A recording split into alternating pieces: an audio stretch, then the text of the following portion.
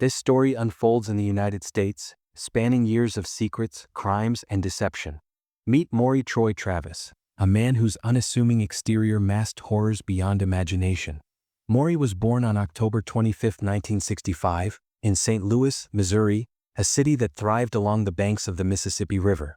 But unlike the bustling downtown, his childhood played out in the shadows of poverty.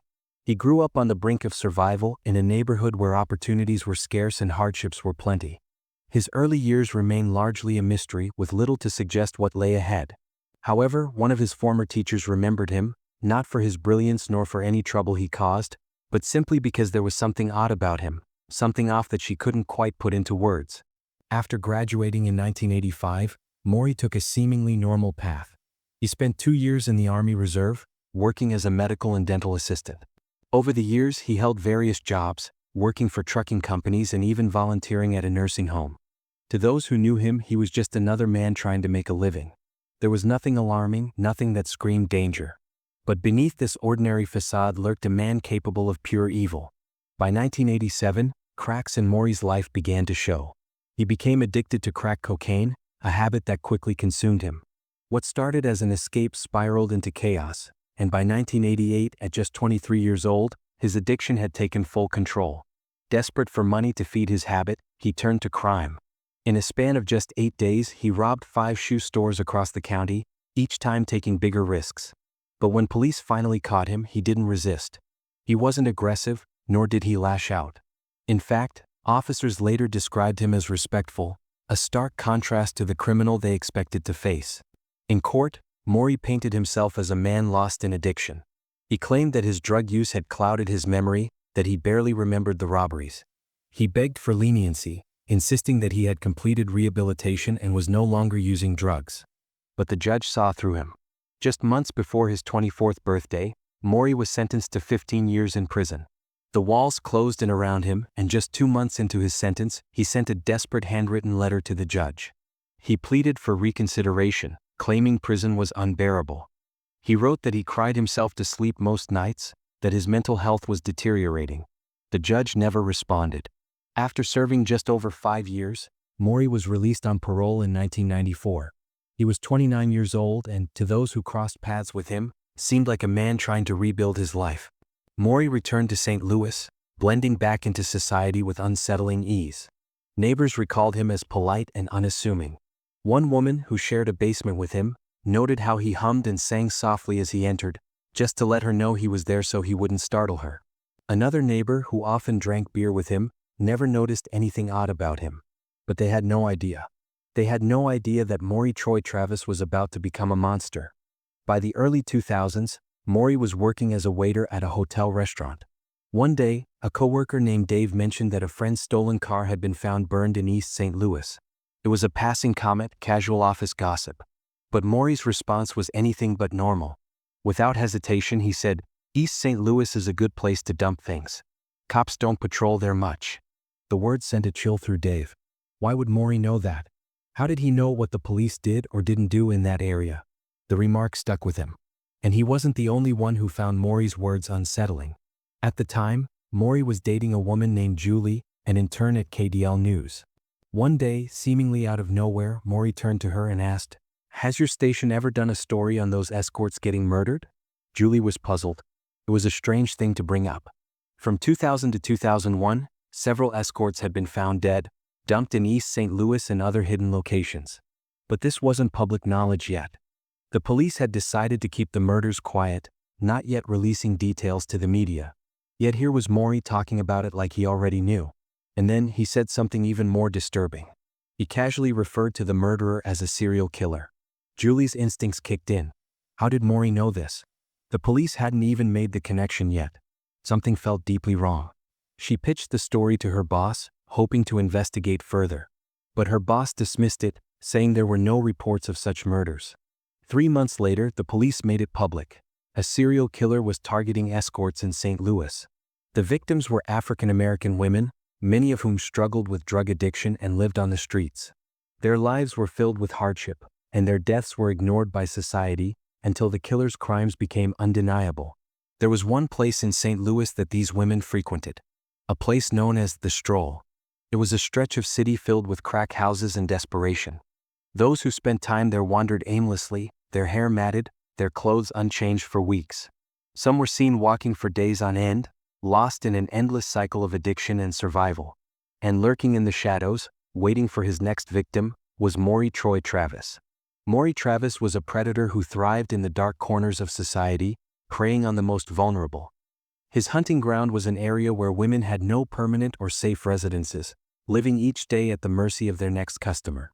Many of these women were involved in drug use, engaging in their work to sustain their addictions. It was this world that Maury Travis knew well, where drugs were easy to access, and so were his unsuspecting victims. The serial killer who had been terrorizing these women was none other than Maury Travis. Though there is no definitive timeline of his crimes, authorities suspect that his killing spree lasted from March 19, 2000, until his arrest 2 years later. While the exact number of his victims remains unknown, his modus operandi was clear and chilling. Travis would cruise the streets, scouting the local women, most of whom were African American, the type he specifically sought. He presented himself as polite and unassuming, blending in as any other potential client. However, his intentions were far from ordinary.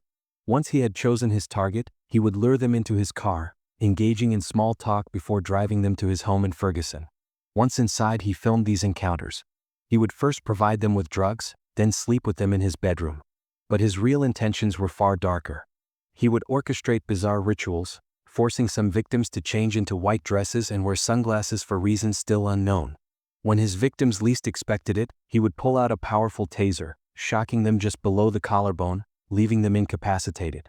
From there, Travis would drag them through his house, their bodies thudding against the staircase as he transported them to his basement, his personal torture chamber. Law enforcement would later watch his disturbing footage, witnessing his complete transformation. Once in the basement, he would restrain the women against a thick wooden column, binding them naked, their hands and feet cuffed behind them. Travis then subjected them to psychological and physical torture. He interrogated them, demanding to know who was taking care of their children, making it clear that he saw them as subhuman for prioritizing drugs and sex work over their families. He forced some of them to speak into his camera, addressing their children with final, desperate words. Over several days, his victims endured horrific abuse. He beat them mercilessly, slashing their bodies with kitchen utensils, their blood splattering across the basement. When he finally killed them, he would take a trophy, a piece of clothing, jewelry, or another small item, before carefully storing his recorded footage in the walls of his dungeon. He then disposed of their bodies across various locations. One of his victims, 34-year-old Alyssa Greenwood, was found dead in Washington Park on April 1, 2001, showing clear signs of strangulation. On May 15, 2001, the body of 36-year-old Teresa Wilson was discovered in a ditch off Highway 67, also strangled. Betty James, 46, was found on May 23, 2001, and was among the women captured on Travis's graphic tapes. Unlike others, she had stated her real name on camera. Her body bore tire marks suggesting she had been run over. The horrors continued. On June 29, 2001, only 16 feet from where Teresa Wilson was found, the remains of 36-year-old Verona Thompson were discovered. A decomposing body found on August 25, 2001, belonged to 50-year-old Yvonne Cruz, who had been strangled and tortured. Months later, 33-year-old Brenda Beasley was also found strangled and dumped in garbage. DNA evidence found inside both Brenda and Yvonne linked Travis to their murders. Beyond these victims, authorities discovered skeletal remains scattered across different locations, limiting their ability to determine causes of death. But the brutality was evident. Travis had no regard for his victims or their lives. One of the most heartbreaking cases was that of Teresa Wilson. She was a mother to a young daughter named Chastity. Desperate to make ends meet, Teresa would bring her daughter with her to the streets, making her wait on a bench while she met with clients. On the day Maury Travis took her, he knew he was stealing a mother away from her child forever. Chastity sat on that bench for hours, waiting for a mother who would never return. Maury Travis saw these women as disposable, treating them with absolute disregard. Many of his victims were discarded in heavily vegetated areas along highways, particularly in East St. Louis. Some were found in illegal dumping sites, buried beneath piles of garbage. Over this period, authorities discovered bodies nearly every 6 weeks. Law enforcement theorized that a single perpetrator was responsible, yet for the longest time, there were no solid leads. Homicide investigators from Illinois, Missouri, and the FBI formed a task force, yet the killings continued. The bodies bore signs of brutal and degrading murder, with the same modus operandi. The task force believed the murderer was arrogant, as he sometimes left victims in easily discoverable locations. Initially, investigators profiled the suspect as a white male trucker, given the roadside locations of many victims. However, as more bodies surfaced, they concluded that the killer was someone familiar with the area. Early in the investigation, Maury Travis was dubbed the Streetwalker Killer. Despite the growing body count, it took months before news outlets began reporting on the murders. A journalist named Bill Smith published a bold front-page article about the slain women. He noticed that these vulnerable victims were being forgotten, as very few people came forward to identify them. He feared this injustice would embolden the killer to continue. Just 5 days after Bill's article, he received an ominous letter in his work mailbox. The first line read, "Nice sub-story about Teresa." But as he read on, his blood ran cold. The letter continued, "Write a good story about Greenwood, and I'll tell you where the other bodies are to prove I'm real. Here are directions to victim number 17. Attached was a map with an X, marking the location. The letter was immediately turned over to the task force. The location matched the discovery site of Alyssa Greenwood's body. However, the letter provided investigators with a crucial lead. Maury had used an online digital map. A team of expert digital forensic analysts was assembled to track its origin. They knew there was only a 5-day window between the news report and Bill receiving the letter. Their objective was clear: locate the exact map online and determine who had accessed it during that timeframe. The map originated from Expedia.com, which exclusively used Microsoft Maps. Authorities reached out to Microsoft for user data, but the company was reluctant to cooperate. However, after obtaining a subpoena, Microsoft provided the necessary records. The specific map covered a small section of St. Louis. Investigators hoped the number of users who had accessed it during the 5-day window would be minimal. They were right, only one computer had downloaded that particular map. Tracing the IP address led them to an MSN account registered under the name Maury Travis. This discovery led investigators to his residence, an unassuming home concealing a nightmarish secret. On June 7, 2002, Sergeant Tom Sachs of the St. Louis Police Department arrived at Maury Travis's Ferguson residence. Knocking on the door, he was met by an irritated Maury and his girlfriend. Maury's first words to the officer were, "It's 7 o'clock in the morning." Sachs replied, "Yeah, you're right. And here's a search warrant." Maury, taken aback, asked, "Why do you need to search my house?" Sachs looked him in the eye and said, "You know exactly why we're here." Police suspected they had apprehended the streetwalker strangler. However, they were unprepared for the sheer volume of damning evidence inside. Searching the home, they quickly realized they had uncovered something far more sinister than they had imagined. In addition to the computer they had traced, officers found women's wigs, high heels, jewelry, and a stun gun locked in a desk drawer. They also discovered a book on torture techniques and printed articles about the victims. But the most disturbing discovery lay hidden within the basement walls, a collection of homemade videotapes. One tape, ominously labeled "The Wedding Day," contained several disturbing clips. It showed Maury torturing, assaulting, and ultimately killing his victims. One of the recorded murders was that of Cassandra Walker.